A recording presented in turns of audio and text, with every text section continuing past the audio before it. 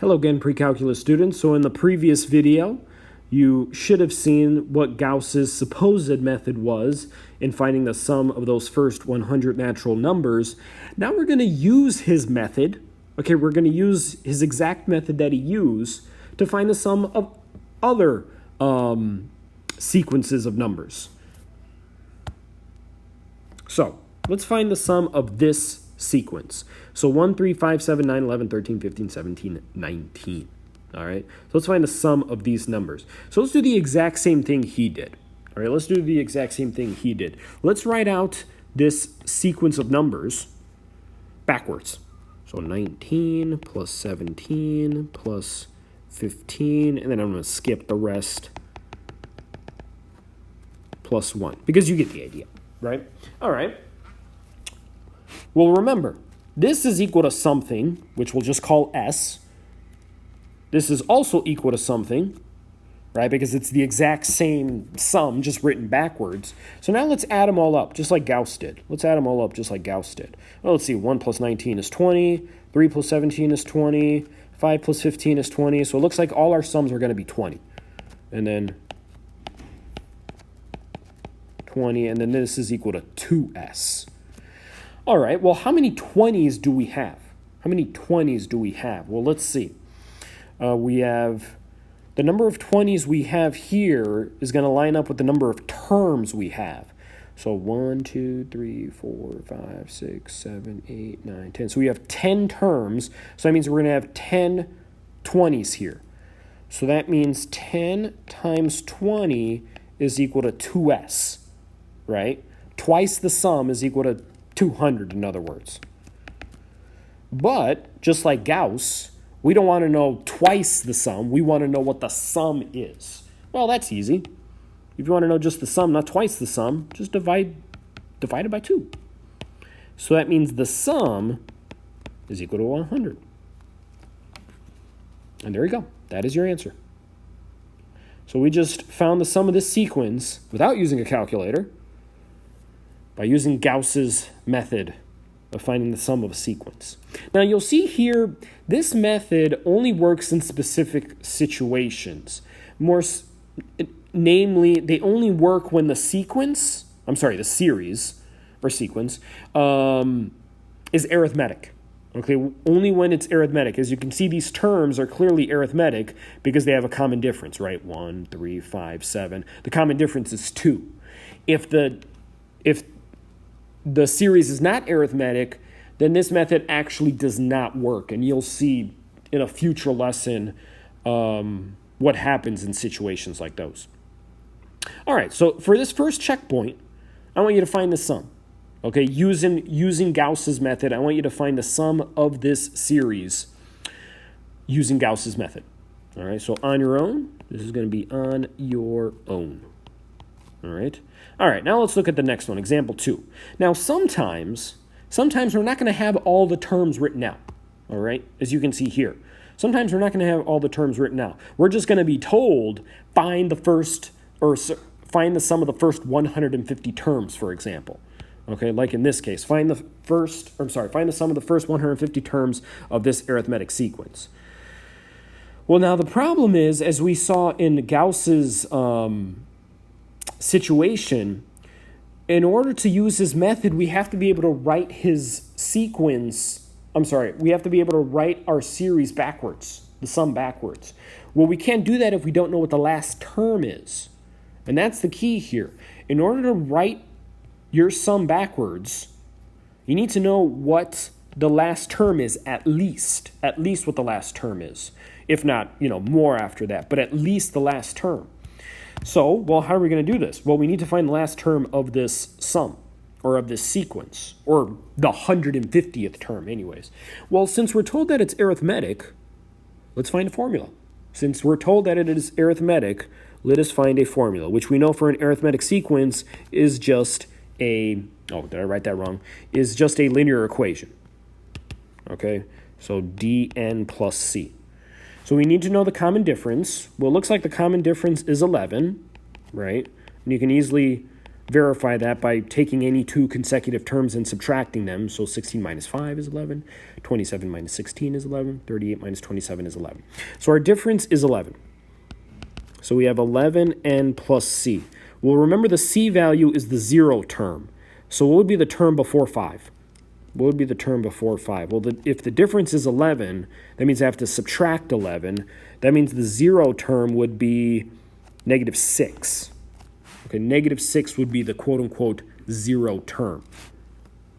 So that means our formula is a sub n is equal to 11n minus 6. Whoops, 11n minus 6. That is your explicit formula. Now we're going to use it to find the last term, which in this case is the 150th term. So let's find the 150th term. So 11 times 150 minus 6. 11 times 150 minus 6. So 11 times 150 minus 6. And we get 1644. So that is the last term. That is the last term. So now let's do what Gauss did. Let's use that method. So let's line it up. So we have 5 plus 16 plus 27, dot, dot, dot, all the way up to 1,644. Oh, gosh darn it. Messed that up. Erase that. Plus, plus. There we go. Now let's write it backwards. 1644 plus dot, dot, dot. Plus, what is it? 27 plus 16 plus 5. All right, so let's see. So it looks like, so remember, this is equal to something. Some number, we could just call it S, some S. And this is a 5. This is a 5. There you go. Well, let's add them up. Well, let's see. So 5 plus 1644 is 1649. 16 plus the next number should also be 1649. And then all the way up to 1649. Because at that point, we're doing 1644 plus 5. So we know we're going to have a bunch of 1649s. We're going to have a bunch of 1649s. Well, how many 1649s are we going to have? Well, once again, how many terms do we have here? Well, we're actually told we have 150 terms. This is the first term, and this is the 150th term of this sequence. So we know we have 150 of them. So 150 times 1649 is equal to 2s. So let's see, 150 times 1649. So that is 247,350 is equal to twice the sum. Twice the sum. But we want to find, remember, we want to find just the sum. We don't want twice the sum. We don't want 2s. So we just divide both sides by 2. So that means the sum is equal to, if I just divide 247,350 divided by 2, the sum is equal to 123,675. Once again, that is using Gauss's method. All right. So as you can see, this one was a little bit trickier because we needed to know what the last term was in order to write the sum backwards. In order to do that, we needed to figure out what the formula was for the given arithmetic sequence. But other than that, so it was really just one extra step. Checkpoint 2 is now going to be on your own. You're given an arithmetic sequence, find the sum of the first 10 terms. So just like the previous problem, you might need to write out a formula so you can figure out what that 10th term is in the sequence, because that would be the last term in your sum. Okay? So this is also on your own.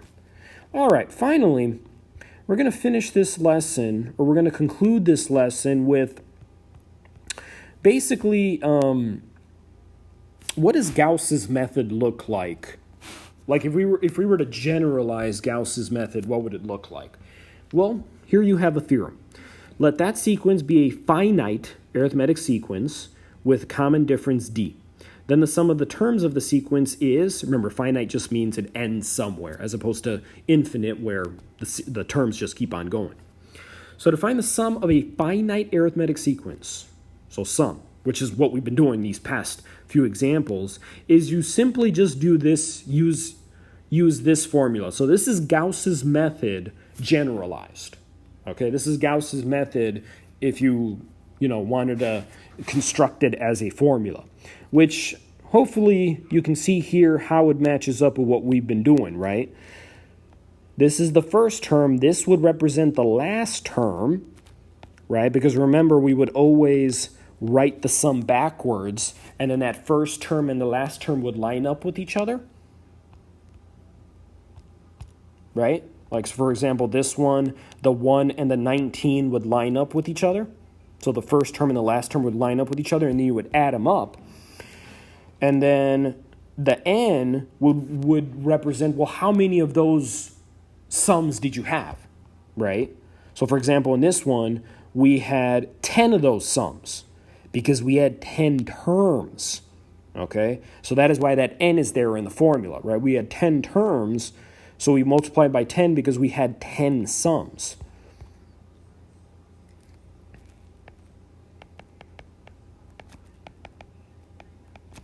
And then the division by 2 was because of the fact that when we used Gauss's method, we had to divide by 2 because we always ended up with twice the sum. But since we just wanted the sum, without that twice in there, we needed to just divide it by 2 to undo the doubling of it.